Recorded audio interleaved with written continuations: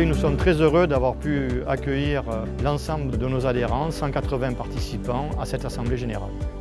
Pour le mouvement Parcours que je préside depuis 8 ans, c'est très important pour nous parce que c'est la première fois qu'on a pu rassembler autant de monde, autant d'adhérents, autant d'administrateurs, sur un thème qui est très novateur, la notion de parcours qui a été présentée par M. Denis Pifteau, qui est l'auteur du rapport Zéro sans solution et qui a donc permis de mettre en évidence notre regard par rapport à ce qu'est parcours, comment on y rentre, comment on le perçoit, comment on accompagne.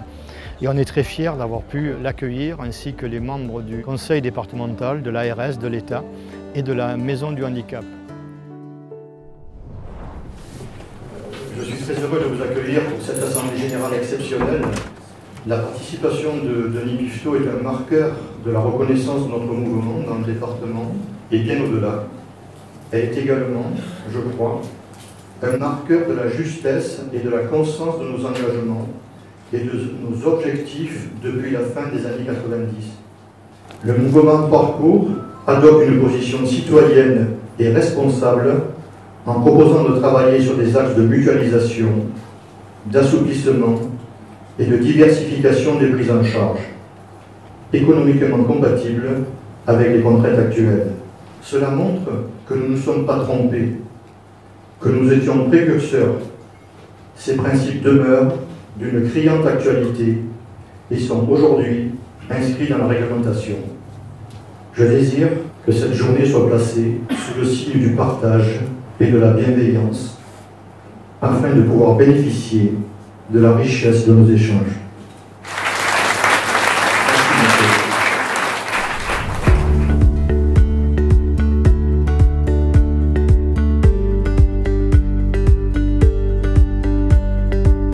L'idée, c'est de dire très rapidement la façon dont le mouvement Parcours a choisi d'aller vers l'idéal, puisque c'est le titre que vous avez choisi, M. Pifteau, comment aller vers l'idéal. Ce qui nous a mis en route il y a maintenant plus de 15 ans, avec le soutien sans faille du Conseil départemental, c'est une idée partagée, selon laquelle, si nous parvenions à constituer un réseau où tous les acteurs concernés par le handicap se mobilisent sur leur territoire, alors nous pourrions agir dans la proximité de chaque personne afin qu'elle puisse vivre selon ses choix. Cette question du choix était pour nous essentielle dès le départ de la création du mouvement. Voilà, la réponse accompagnée pour tous telle qu'elle est formulée aujourd'hui, pour nous c'est vraiment quelque chose qu'on a à la fois anticipé et une promesse importante de continuer à avancer dans le mouvement. Voilà, merci.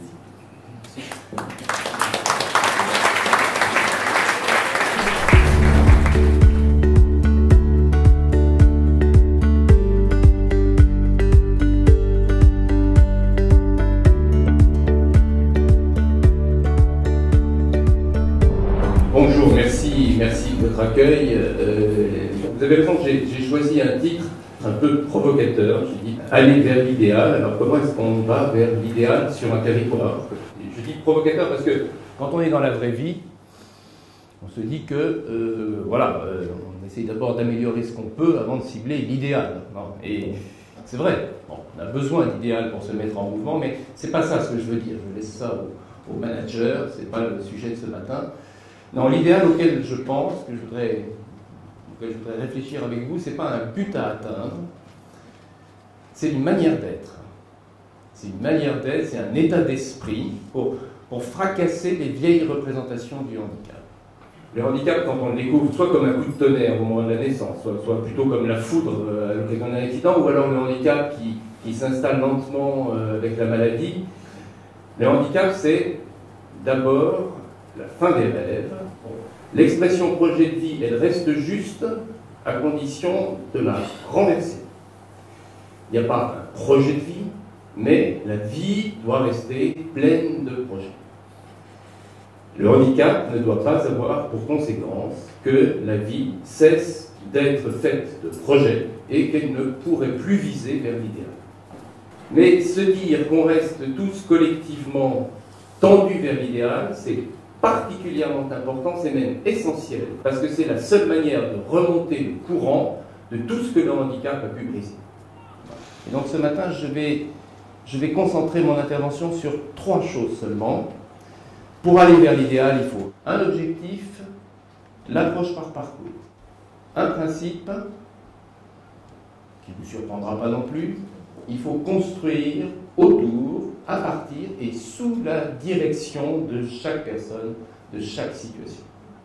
Et puis la méthode, c'est l'évaluation. Je préfère dire la relecture. La relecture collective, régulière, des progrès réalisés. Je commence par le parcours. Le parcours de soins, le parcours de santé, le parcours d'accompagnement, c'est tout simplement, fondamentalement, une manière de travailler. Une manière qui veut que chaque intervenant professionnel fasse, bien sûr, correctement ce qu'il a à faire, mais qu'il le fasse en ayant conscience qu'il est au service, justement, d'une qualité de projet de vie qui est plus que l'addition de la qualité de chacun des gestes. Et donc, comme la vraie qualité de parcours, c'est quelque chose qui va dépasser chacun des acteurs, aucun acte de qualité n'est isolé et aucun acte isolé n'est un acte de qualité. Et quand je dis un acte, je peux dire aucun établissement isolé n'est un établissement de qualité, aucun service isolé, aucune classe isolée, aucun professionnel libéral isolé, aucune association isolée, aucune famille isolée ne peut avoir un accompagnement de qualité. Et c'est pour ça que le travail de parcours, c'est un changement culturel qui demande beaucoup de disponibilité, beaucoup de modestie, beaucoup de transparence. Et bien sûr des méthodes. Ça fait l'objet d'un consensus sur toutes les situations qu'on appelle, vous avez entendu le mot 100 fois, complexes. Quand la situation est complexe, il y a beaucoup d'intervenants, et quand il y a beaucoup d'intervenants, on ne peut pas se payer le luxe d'une non-qualité, de la non-coordination. Et les situations de handicap, elles sont toutes potentiellement complexes, alors avec des degrés divers, mais on doit toujours envisager leur accompagnement dans une vision de parcours, et donc, et c'est là que vous allez voir le lien entre les concepts, donc comme une réponse. Le mot réponse, c'est le mot qui correspond à un accompagnement global de parcours par opposition à un lit, une place, un nombre d'heures. Bon, le mot réponse, c'est un ensemble qui va pouvoir mobiliser 1, 2, 3, beaucoup d'acteurs à condition qu'ils soient capables de travailler en mode parcours, de travailler dans l'esprit du parcours. Derrière cette complexité, c'est le souci d'atteindre le but fondamental de cet accompagnement, qui est chaque fois que possible l'insertion la plus ordinaire dans le milieu qu'on appelle justement le milieu ordinaire, la vie de tous les jours. La grande expérience du handicap, c'est qu'il n'y a rien d'aussi complexe que la vie ordinaire. Logique de parcours, logique de réponse, logique d'offre modulaire, logique de vie ordinaire. Tout ça se tient. Et c'est ça l'objectif. Le mouvement, il est irréversible. Voilà pour l'objectif. Alors j'ai dit un objectif, un principe, une méthode. J'irai plus vite sur les deux derniers. On peut déduire immédiatement un premier principe de travail. Bon. Le principe de travail, c'est, je l'ai dit, le tour de table, le travail collectif, la nécessité d'acteurs. Hein. Mais il faut aller plus loin que ce principe et aller chercher le principe du principe, qu'on ne voit pas toujours tout de suite. C'est que la personne en situation de handicap, elle change complètement de statut. Quand on est donc dans un parcours comme ça, la personne, elle ne peut plus être un usager des différentes cases de son parcours. On commence à comprendre que la personne qui vit la situation de handicap, et puis son entourage, qui partage assez largement cette situation, non seulement est au centre du dispositif, par construction, mais du coup, doit notamment en tenir les leviers. Parce que quand on est au centre, on ne peut pas être spectateur, on est forcément acteur. On est même un acteur majeur. Alors, c'est vrai que dans des situations de troubles cognitifs, de déficience intellectuelle, on ne peut pas aborder cette question de la personne actrice sans renouveler les concepts. Il faut un autre rapport au temps. Il faut un autre rapport à ce qu'est la dynamique de la décision. Il faut une nouvelle manière de travailler. Attendre des personnes qu'elles apportent elles-mêmes les ingrédients essentiels sans lesquels l'accompagnement de leur projet de vie ne sera pas de bonne qualité. Et ça signifie qu'elles doivent avoir même plus que leur mot à dire dans la conduite de leur accompagnement. Or, plus un professionnel est compétent, plus il est sûr de sa compétence, et moins il est enclin, c'est assez humain, de comprendre qu'un autre que lui détient une partie du savoir nécessaire à la qualité de ce qu'il fait. Bon, voilà. Face à toutes ces difficultés, je pourrais ajouter en plus, mais par la présence des financeurs, l'argent, hein, qui manque toujours, ça c'est une réalité intertemporelle. Donc face à toutes ces difficultés, il faut de la méthode. l'évaluation, la relecture, la mesure partagée, la mesure collective sur un territoire de ce qu'on fait.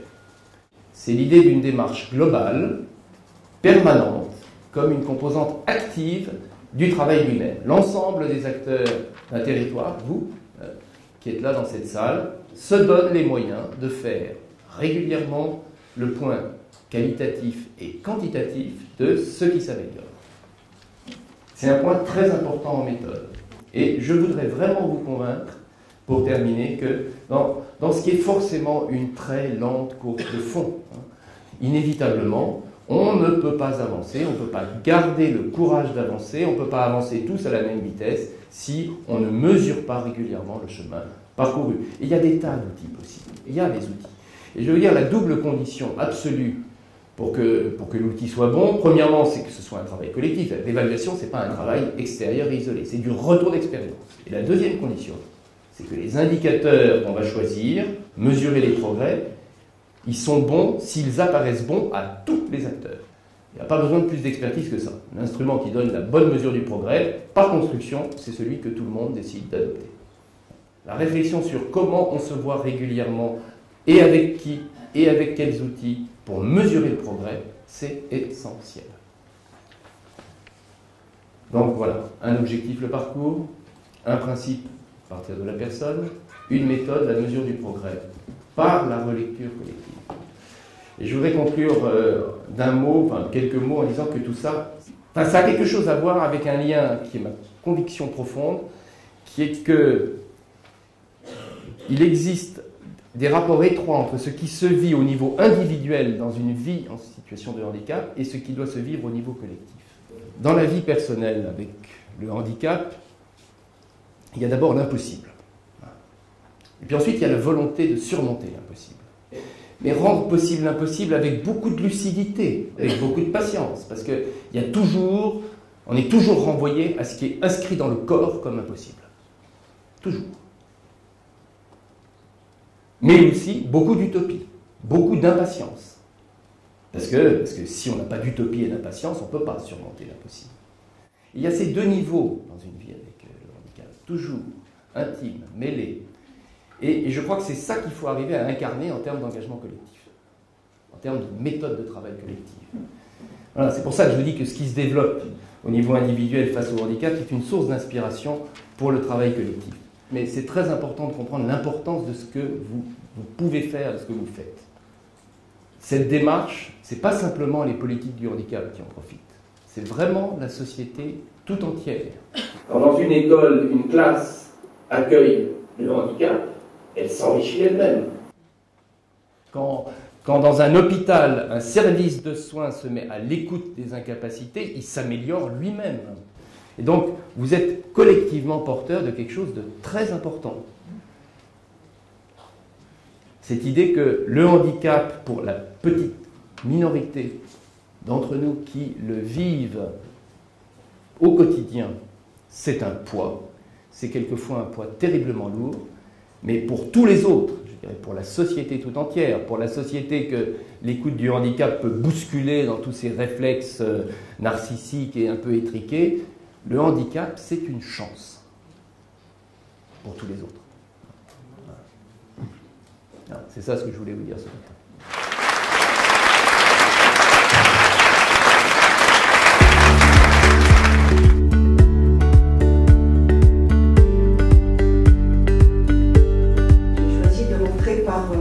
Le traitement des situations complexes ou critiques, puisque c'est la suite logique de votre rapport, M. Pifto, la mise en œuvre justement de ces commissions de situations critiques qui ont permis de mettre à jour les situations que chacun connaissait, mais elles sont, je dirais, remontées, ces situations. Au niveau régional, on a eu près de 300 situations complexes, dont on a requalifié critiques 130 depuis fin 2014. Alors, ce qu'on a vu à travers ces situations qui nous sont remontées au niveau de ma direction, parce qu'elles ne pouvaient pas être réglées dans les départements, c'est qu'elles sont effectivement complexes. Elles nécessitent que chaque acteur se sente concerné par une situation et apporte un petit morceau de la solution. Parce que, vous l'avez dit aussi, la solution unique, elle est rare. Alors voilà, depuis 3 ans, on a essayé de résoudre ces situations, on en a résolu un certain nombre. Qu'est-ce qu'on a fait au début? On a donné un peu d'argent pour dire aux établissements, vous prenez en plus.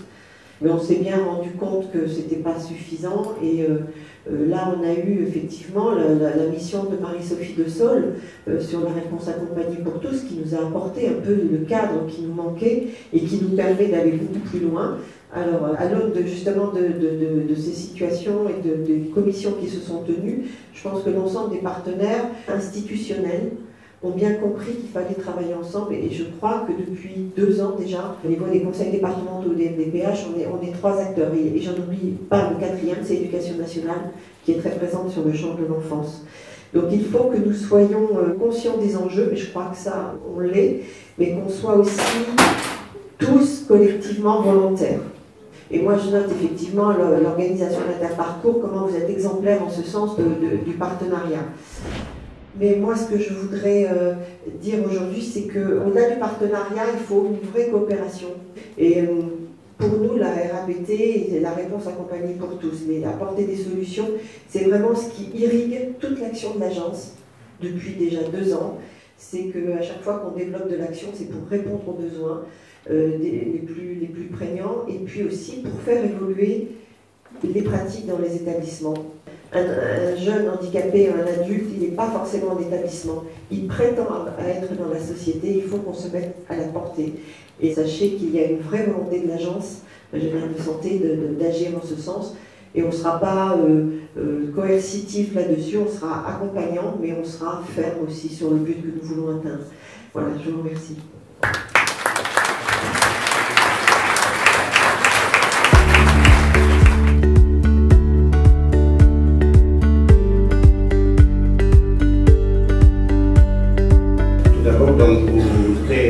Remercier tout d'abord Interparcours pour le travail de réseau, de territoire et de proximité qu'elle a compris et tout le fonctionnement au plus près des personnes handicapées, donc pour accompagner leur parcours de vie en prenant en compte toutes les situations globales et l'environnement. Ensuite, donc, vous dire que le conseil départemental a toujours constitué une priorité sur la politique du handicap. C'est une des exigences sociales qui a été posée par les États généraux de Provence, qui ont été lancés en 2015 notamment. Et les États généraux de Provence ont exprimé les besoins à l'information. Donc M. Sub l'a évoqué tout à l'heure, l'accès à l'information dans cette logique de proximité territoriale à travers le guide anti-contact qui a été lancé par les États généraux de Provence et qui a été confié à Interparcours pour mettre en place ce dispositif d'accès à l'information. Cette déclinaison en termes d'information est un axe fort du schéma départemental. Tout d'abord, en termes de méthodologie, il y a eu une diffusion large qui a été faite auprès des établissements, des services, des usagers, qui a permis de dresser le portrait de l'offre, d'analyser toutes les difficultés rencontrées et de définir toutes les stratégies territoriales qui vont être mises en œuvre pour les 5 prochaines années, donc c'est un schéma 2017-2022. Donc une première orientation qui concerne ce que je viens à peine de dire, c'est l'information et la facilitation de l'accès au dispositif. C'est bien sûr la poursuite et la concrétisation du guide anti-contact. C'est la création et le renforcement de tous les outils d'information pour les personnes handicapées, mais aussi en direction de leurs aidants. C'est une plateforme téléphonique dédiée à toutes les questions liées au handicap. C'est le site internet de la MDPH. Cette information et cette facilitation d'accès au dispositif passe aussi par la coordination, bien entendu, des acteurs, un élément essentiel pour l'amélioration et la fluidité des parcours. La deuxième orientation du schéma, c'est la poursuite et le développement de prévention. C'est la professionnalisation des intervenants, des acteurs, et la poursuite aussi de la démarche de soutien aux proches aidants. Le troisième axe de ce schéma, c'est l'adaptation et l'amélioration de l'offre de prise en charge. C'est la poursuite, bien entendu, de création de places. Ça passe par l'optimisation des moyens existants, qui doit devenir, bien entendu, le mode de fonctionnement pour répondre à la demande du rapport que vous avez établi sur le zéro sans solution. Le quatrième axe de ce schéma, c'est le soutien aux personnes handicapées et leurs aidants. c'est l'optimisation et la meilleure utilisation donc, des places existantes et la diversification de l'offre de répit. Pour terminer, cette approche globale du parcours de vie, à travers donc, tous les axes de ce schéma, c'est de proposer des solutions qui permettent de répondre à des personnes handicapées exposées à un risque de rupture de parcours. J'ai relevé donc l'idée fondatrice du mouvement tout à l'heure, Mme Gerbet le disait. Donc c'est un réseau pour agir dans la proximité de chaque personne afin qu'elle puisse vivre son choix. Encore merci, merci de nous avoir invités pour cette assemblée générale.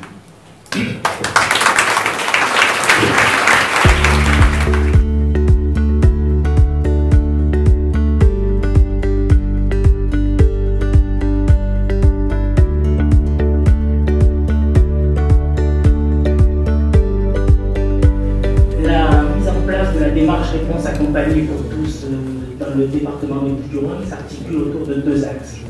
Le premier axe concerne l'évaluation et l'élaboration d'un plan d'accompagnement global propre à répondre à une situation d'urgence avec la création d'outils permettant de mesurer et de suivre cette activité. Le deuxième axe, c'est le maillage territorial, c'est-à-dire apporter une réponse de proximité et personnalisée qui s'articule d'une part sur le projet de vie de la personne, de ses besoins et de son parcours de vie, et qui s'articule d'autre part sur son territoire de vie par la mobilisation et l'optimisation de l'ensemble des ressources du réseau local. Alors le partenariat fort que développe la MDPH 13 avec l'association Interparcours a permis déjà la mise en place de dispositifs tels que l'expérimentation sur la mobilisation des ressources des territoires afin de répondre à des situations complexes de rupture de parcours. Un autre dispositif, c'est l'accompagnement à l'élaboration du projet de vie par des bénévoles, mais des actions restent encore à développer. Site pionnier, en 2017, la MDPH 13 a créé une sous-direction afin de mettre en place le nouveau dispositif d'accompagnement global. Et dans le cadre des commissions cas critiques, les équipes de la MDPH aujourd'hui travaillent avec les partenaires sur les situations critiques ou complexes. Alors si lors de ces commissions, si des combinaisons de réponses ont permis d'accompagner des personnes en rupture de parcours, grâce à l'implication des professionnels, établissements, ARS et conseils départementaux, nous éprouvons quand même des difficultés. Il faut le dire, nous sommes quand même confrontés donc, à peu de création de places malgré les efforts de l'ARS et du conseil départemental. Et de plus, le changement des pratiques demande du temps. Et je rejoindrai Mme Gauthier en précisant que ces commissions de cas critiques donc, que nous mettons en place, systématiquement, ce sont les mêmes établissements qui reviennent et à qui l'on demande beaucoup. Mais le rapport Zéro sans solution, M. Pifto, a permis quand même de responsabiliser tous les acteurs, de renforcer le travail en partenariat, et nous sommes vraiment dans une dynamique. Voilà.